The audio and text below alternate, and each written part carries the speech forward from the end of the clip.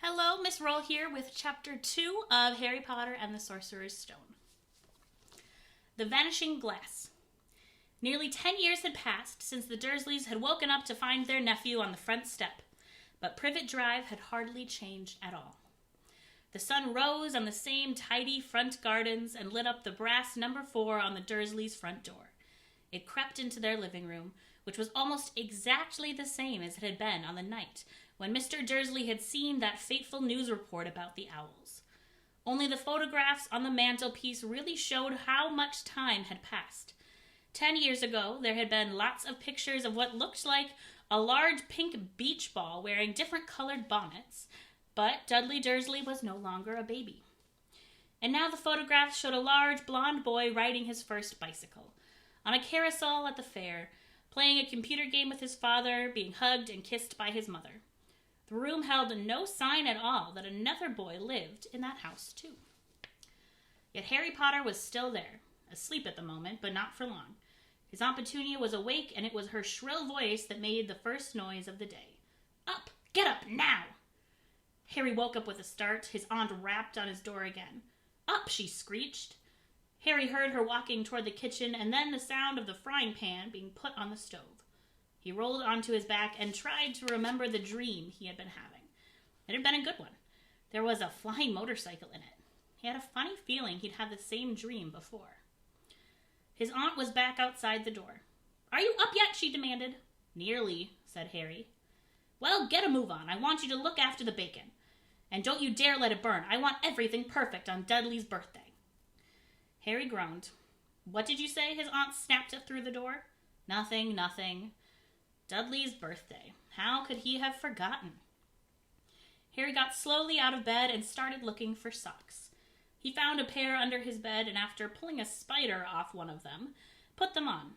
He was used to spiders, because the cupboard under the stairs was full of them, and that was where he slept.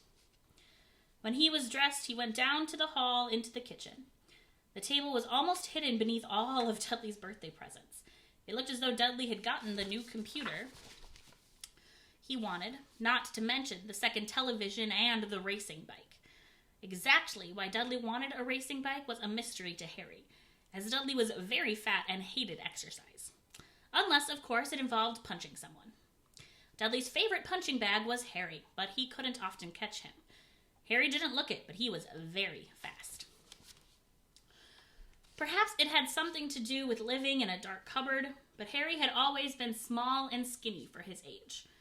He looked even smaller and skinnier than he really was because all he had to wear were old clothes of Dudley's, and Dudley was about 4 times bigger than he was. Harry had a thin face, knobby knees, black hair, and bright green eyes. He wore round glasses held together with a lot of Scotch tape because of all the times Dudley had punched him on the nose. The only thing Harry liked about his own appearance was a very thin scar on his forehead that was shaped like a bolt of lightning. He had had it as long as he could remember, and the first question he could ever remember asking his Aunt Petunia was how he had gotten it. "In the car crash when your parents died," she said. "And don't ask questions." Don't ask questions. That was the first rule for a quiet life with the Dursleys. Uncle Vernon entered the kitchen as Harry was turning over the bacon. "Comb your hair," he barked by way of a morning greeting. About once a week, Uncle Vernon looked over the top of his newspaper and shouted that Harry needed a haircut. Harry must have had more haircuts than the rest of the boys in his class put together, but it made no difference. His hair simply grew that way, all over the place. Harry was frying eggs by the time Dudley arrived in the kitchen with his mother. Dudley looked a lot like Uncle Vernon. He had a large pink face, not much neck, small, watery blue eyes, and thick blonde hair that lay smoothly on his thick, fat head. Aunt Petunia often said that Dudley looked like a baby angel. Harry often said that Dudley looked like a pig in a wig. Harry put the plates of eggs and bacon on the table, which was difficult as there wasn't much room. Dudley, meanwhile, was counting his presents. His face fell. 36, he said, looking up at his mother and father. "That's 2 less than last year." "Darling, you haven't counted Auntie Marge's present. See, it's here under the big one from Mummy and Daddy." "All right, 37 then," said Dudley, going red in the face. Harry, who could see a huge Dudley tantrum was coming on, began wolfing down his bacon as fast as possible in case Dudley turned the table over. Aunt Petunia obviously scented danger too, because she said quickly, "And we'll buy you another 2 presents while we're out today. How's that, Pumpkin? 2 more presents, isn't that all right?" Dudley thought for a moment. It looked like hard work. Finally, he said slowly, "So I'll have 39 sweetums," said Aunt Petunia. "Oh." Dudley sat down heavily and grabbed the nearest parcel. "All right, then." Uncle Vernon chuckled.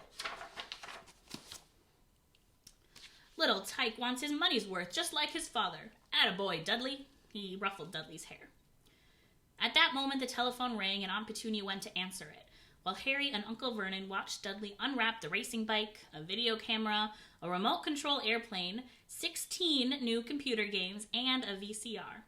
He was ripping the paper off a gold wristwatch when Aunt Petunia came back from the telephone looking both angry and worried. "Bad news, Vernon," she said. "Mrs. Figg's broken her leg. She can't take him." She jerked her head in Harry's direction. Dudley's mouth fell open in horror, but Harry's heart gave a leap. Every year on Dudley's birthday, his parents took him and a friend out for the day, to adventure parks, hamburger restaurants, or the movies. Every year, Harry was left behind with Mrs. Figg, a mad old lady who lived 2 streets away. Harry hated it there. The whole house smelled of cabbage, and Mrs. Figg made him look at photographs of all the cats she'd ever owned. "Now what?" said Aunt Petunia, looking furiously at Harry, as though he'd planned this. Harry knew he ought to feel sorry that Mrs. Figg had broken her leg, but it wasn't easy when he reminded himself it would be a whole year before he had to look at Tibbles, Snowy, Mr. Paws, and Tufty again. "We could phone Marge," Uncle Vernon suggested. "Don't be silly, Vernon. She hates the boy." The Dursleys often spoke about Harry like this, as though he wasn't there. Or rather, as though he was something very nasty that couldn't understand them, like a slug. "What about, what's her name? Your friend Yvonne?" "On vacation in Majorca," snapped Aunt Petunia.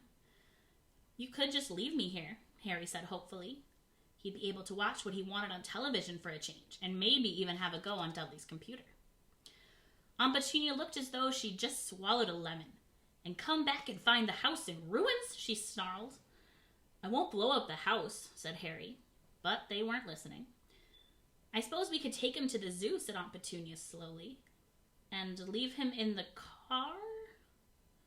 "The car's new. He's not sitting in it alone." Dudley began to cry loudly. In fact, he wasn't really crying. It had been years since he'd really cried. But he knew that if he screwed up his face and wailed, his mother would give him anything he wanted. "Dinky Duddydums, don't worry. Mummy won't let him spoil your special day," she cried, flinging her arms around him. "I don't want him to come," Dudley yelled between huge pretend sobs. "He always spoils everything." He shot Harry a nasty grin through the gap in his mother's arms. Just then, the doorbell rang. "Oh, good Lord, they're here," said Aunt Petunia frantically, and a moment later, Dudley's best friend, Piers Polkiss, walked in with his mother. Piers was a scrawny boy with a face like a rat.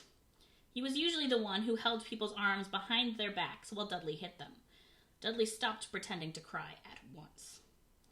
Half an hour later, Harry, who couldn't believe his luck, was sitting in the back of the Dursleys' car with Piers and Dudley, on the way to the zoo for the first time in his life. His aunt and uncle hadn't been able to think of anything else to do with him, but before they'd left, Uncle Vernon had taken Harry aside.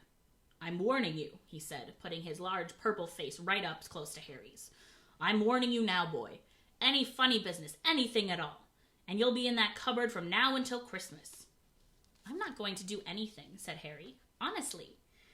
But Uncle Vernon didn't believe him. No one ever did. The problem was, strange things often happened around Harry, and it was just no good telling the Dursleys he didn't make them happen. Once, Aunt Petunia, tired of Harry coming back from the barber's looking as though he hadn't been at all, had taken a pair of kitchen scissors and cut his hair so short he was almost bald except for the bangs, which she left, to hide that horrible scar. Dudley had laughed himself silly at Harry, who spent a sleepless night imagining school the next day, where he was already laughed at for his baggy clothes and taped glasses. Next morning, however, he had gotten up to find his hair exactly as it had been before Aunt Petunia had sheared it off. He had been given a week in his cupboard for this, even though he had tried to explain that he couldn't explain how it had grown back so quickly. Another time, Aunt Petunia had been trying to force him into a revolting old sweater of Dudley's, brown with orange puffballs. The harder she tried to pull it over his head, the smaller it seemed to become, until finally it might have fitted a hand puppet, but certainly wouldn't fit Harry. Aunt Petunia had decided it must have shrunk in the wash, and, to his great relief, Harry wasn't punished. On the other hand, he'd gotten into terrible trouble for being found on the roof of the school kitchens. Dudley's gang had been chasing him as usual when, as much to Harry's surprise as anyone else's, there he was sitting on the chimney. The Dursleys had received a very angry letter from Harry's headmistress telling them Harry had been climbing school buildings. But all he tried to do, as he shouted at Uncle Vernon through the locked door of his cupboard, was jump behind the big trash cans outside the kitchen doors. Harry supposed that the wind must have caught him in mid-jump. But today, nothing was going to go wrong. It was even worth being with Dudley and Piers to be spending the day somewhere that wasn't school, his cupboard, or Mrs. Figg's cabbage-smelling room. While he drove, Uncle Vernon complained to Aunt Petunia. He liked to complain about things. People at work, Harry, the council, Harry, the bank, and Harry were just a few of his favorite subjects. This morning, it was motorcycles. Roaring along like maniacs, the young hoodlums, he said, as a motorcycle overtook them. I had a dream about a motorcycle, said Harry, remembering suddenly. It was flying. Uncle Vernon nearly crashed into the car in front. He turned right around in the seat and yelled at Harry, his face like a gigantic beet with a mustache. Motorcycles don't fly! Dudley and Piers sniggered. I know they don't, said Harry. It was only a dream. But he wished he hadn't said anything. If there was one thing the Dursleys hated even more than his asking questions, it was his talking about anything acting in any way that it shouldn't, no matter if it was in a dream or even a cartoon. They seemed to think he might get dangerous ideas. It was a very sunny Saturday, and the zoo was crowded with families. The Dursleys brought Dudley and Piers large chocolate ice creams at the entrance, and then, because the smiling lady in the van had asked Harry what he wanted before they could hurry him away, they bought him a cheap lemon ice pop. It wasn't bad either, Harry thought, looking at it as they watched a gorilla scratching its head who looked remarkably like Dudley, except that it wasn't blonde. Harry had the best morning he'd had in a long time. He was careful to walk a little way apart from the Dursleys so that Dudley and Piers, who were starting to get bored with the animals by lunchtime, wouldn't fall back on their favorite hobby of hitting him. They are in the zoo restaurant, and when Dudley had a tantrum because his Knickerbocker Glory didn't have enough ice cream on top, Uncle Vernon bought him another one, and Harry was allowed to finish the first. Harry felt afterward that he should have known it was all too good to last. After lunch, they went to the reptile house. It was cool and dark in there, with lit windows all along the walls.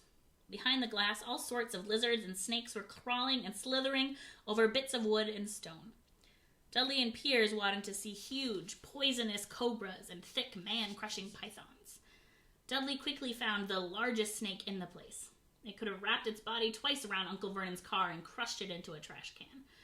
But at the moment, it didn't look like it was in the mood. In fact, it was fast asleep.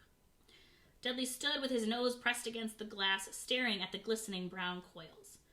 "Make it move," he whined to his father. Uncle Vernon tapped on the glass, but the snake didn't budge. "Do it again," Dudley ordered. Uncle Vernon rapped the glass smartly with his knuckles, but the snake just snoozed on. "This is boring," Dudley moaned. He shuffled away. Harry moved in front of the tank and looked intently at the snake. He wouldn't have been surprised if it had died of boredom itself. No company except stupid people drumming their fingers on the glass, trying to disturb it all day long. It was worse than having a cupboard as a bedroom, where the only visitor was Aunt Petunia hammering on the door to wake you up. At least he got to visit the rest of the house. The snake suddenly opened its beady eyes. Slowly, very slowly, it raised its head until its eyes were on a level with Harry's. It winked. Harry stared, then he looked quickly around to see if anyone was watching. They weren't. He looked back at the snake and winked too. The snake jerked its head towards Uncle Vernon and Dudley, then raised its eyes to the ceiling. It gave Harry a look that said quite plainly, "I get that all the time." "I know," Harry murmured through the glass, though he wasn't sure the snake could hear him. "It must be really annoying." The snake nodded vigorously. "Where do you come from, anyway?" Harry asked. The snake jabbed its tail at a little sign on the glass. Harry peered at it. Boa Constrictor, Brazil. Was it nice there? The boa constrictor jabbed its tail at the sign again, and Harry read on. This specimen was bred in the zoo. "Oh, I see. So you've never been to Brazil?" As the snake shook its head, a deafening shout behind Harry made both of them jump. "Dudley! Mr. Dursley! Come and look at what this snake! You won't believe what it's doing!" Dudley came waddling towards them as fast as he could. "Out of the way, you," he said, punching Harry in the ribs. Caught by surprise, Harry fell hard on the concrete floor. What came next happened so fast, no one saw how it happened. 1 second, Piers and Dudley were leaning right up close to the glass. The next, they had leapt back with howls of horror. Harry sat up and gasped. The glass in front of the boa constrictor's tank had vanished. The great snake was uncoiling itself rapidly, slithering out onto the floor.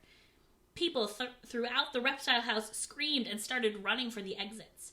As the snake slid swiftly past them, Harry could have sworn a low, hissing voice said, "Brazil, here I come. Thanks, amigo." The keeper of the reptile house was in shock. "But the glass," he kept saying. "Where did the glass go?" The zoo director himself made Aunt Petunia a cup of strong, sweet tea, while he apologized over and over again. Piers and Dudley could only gibber. As far as Harry had seen, the snake hadn't done anything except snap playfully at their heels as it had passed. But by the time they were all back in Uncle Vernon's car, Dudley was telling them how it had nearly bitten off his leg, while Piers was swearing it had tried to squeeze him to death. But worst of all, for Harry at least, was Piers calming down enough to say, "Harry was talking to it, weren't you, Harry?" Uncle Vernon waited until Piers was safely out of the house before starting on Harry. He was so angry he could hardly speak. He managed to say, "Go, cupboard, stay, no meals," before he collapsed into a chair and Aunt Petunia had to run and get him a large brandy. Harry lay in his dark cupboard much later, wishing he had a watch. He didn't know what time it was, and he couldn't be sure the Dursleys were asleep yet. Until they were, he couldn't risk sneaking to the kitchen for some food. He'd lived with the Dursleys almost 10 years. 10 miserable years, as long as he could remember, ever since he'd been a baby. And his parents had died in that car crash. He couldn't remember being in the car when his parents had died. Sometimes when he strained his memory during long hours in his cupboard, he came up with a strange vision, a blinding flash of green light and a burning pain in his forehead. This, he supposed, was the crash, though he couldn't imagine where all the green light came from. He couldn't remember his parents at all. His aunt and uncle never spoke about them, and of course he was forbidden to ask questions. There were no photographs of them in the house. When he had been younger, Harry had dreamed and dreamed of some unknown relation coming to take him away, but it had never happened. The Dursleys were his only family. Yet sometimes he thought, or maybe hoped, that strangers in the streets seemed to know him. Very strange strangers, too. A tiny man in a violet top hat had bowed at him once, while they were out shopping with Aunt Petunia and Dudley. After asking Harry furiously how he knew the man, Aunt Petunia had rushed them out of the shop without buying anything. A wild-looking old woman dressed in all green had waved merrily at him once on a bus. A bald man in a very long purple coat had actually shaken his hand in the street the other day, and then walked away without a word. The weirdest thing about all these people was the way they seemed to vanish the second Harry tried to get a closer look. At school, Harry had no one. Everybody knew that Dudley's gang hated that odd Harry Potter in his baggy old clothes and broken glasses, and nobody liked to disagree with Dudley's gang. That's it for Chapter 2. Turn in tomorrow night to see Chapter 3.